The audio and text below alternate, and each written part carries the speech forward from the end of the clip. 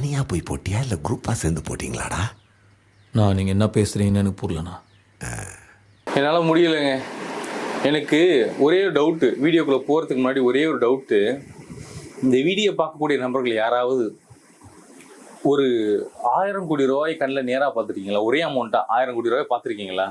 இல்லை உங்கள் வாழ்நாள் நீங்கள் சம்பாரிச்சிருப்பீங்களா? இல்லை அதிகபட்சமாக ஒரு கோடி? நாளே என் வாழ்க்கையில் அதிகபட்சமாக 2 லட்ச ரூபா கூட நான் முழு அமௌண்ட்டை நான் கண்ணில் பார்த்தது இல்லை.